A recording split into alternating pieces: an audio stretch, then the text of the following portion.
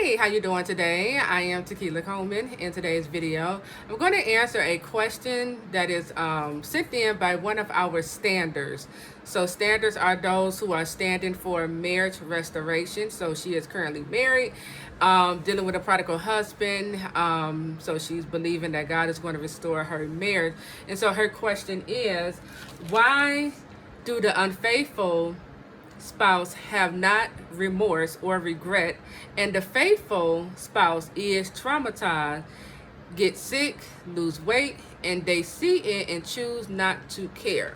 Okay, so why the unfaithful have not remorse or regret, and the faithful spouse is traumatized, get sick, lose weight, and they see it and choose not to care? So here's the thing. So number one, we talk about the different stages of this promise, right? The stage you are currently in is the betrayal stage, okay?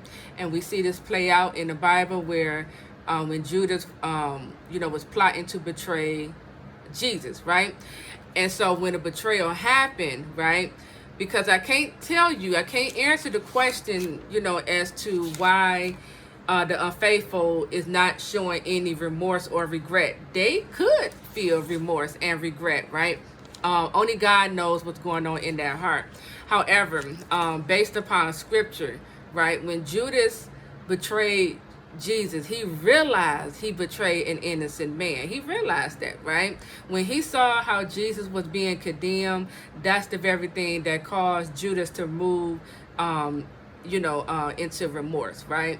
And he began to return the money back, that he was paid to betray Judas, right?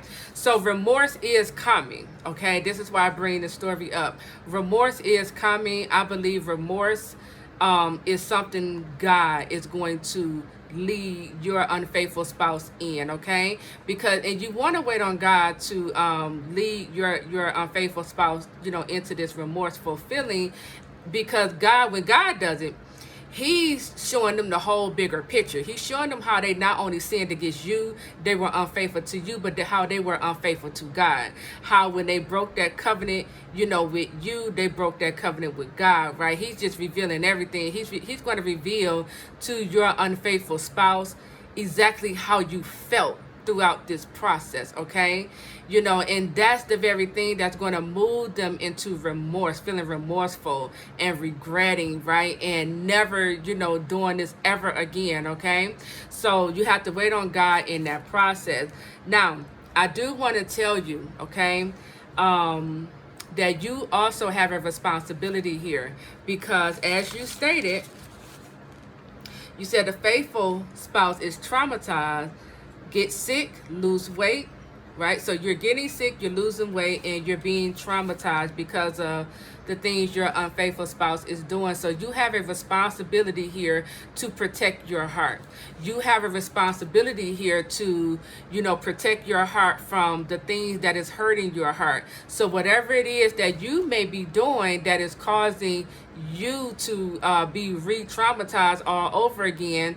And let me say this, because I know who sent in this question, so she knows exactly what I'm talking about when I say this part right here. But the things that you are doing, if they are, re-traumatizing you, you have a responsibility to protect your heart from it, okay? You don't want to partner with the enemy and hurting your heart, damaging your own heart, because that's what's going on here. That was one of the revelation God gave me. He was like, why do you continue to allow this enemy to, attack you this way? He was like, it's the enemy. Why you keep doing it? What he was basically saying, why I kept on checking, right? Why I kept looking. I know exactly what I was going to see. I know it was going to hurt me, so why do I continue to do it, right?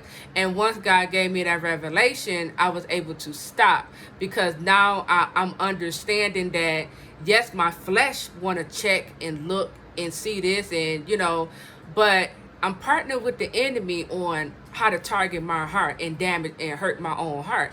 And so because I don't want to feel hurt, I don't want to feel pain, right? I don't want to go through this bitterness, resentment, and anger, right? I got to protect my heart. And so that's what you have to do in this situation. You have to protect your heart at all costs, even if that means I also got to protect my heart from my own unfaithful husband. See, in this process, you know, you have to love you more than you love your husband. Okay? If your husband is doing things or saying things that is leading you on only for you to end up hurt again, okay, then that is telling you something. Okay, something has to change, right? So you have a responsibility to protect your heart.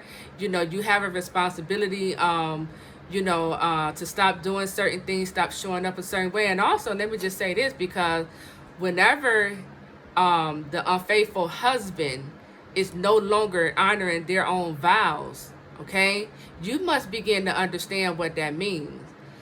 If he's not honoring his own vows, he is not able.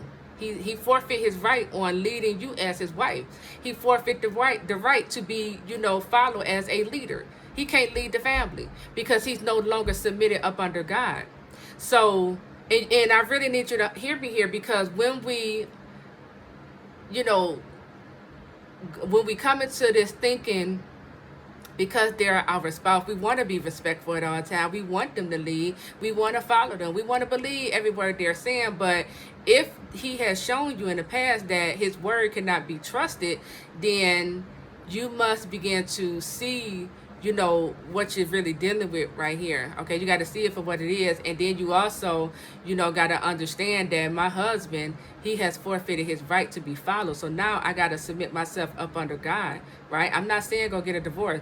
What I'm saying here is you have to submit yourself up under God. Now, God is your husband. So God is the one who's going to lead you and guide you throughout this process, okay?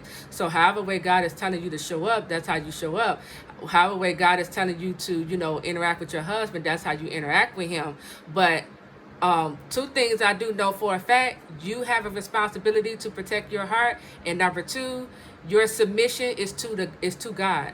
Okay, you are to submit yourself up under the Lord, because your husband, as long as he have this the door open to the enemy, as long as he had that door open to the enemy and he is not submitted up under God, he can't be trusted. He will be leading you with the spirit of deception. He will be leading you with the spirit of pride. The spirit of lust is leading him.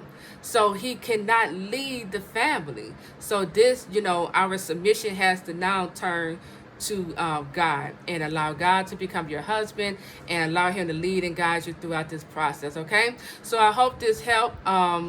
Let me know your thoughts and takeaways down below in the comment section. I am Tequila Coleman. I'll talk to you all real soon. Take care.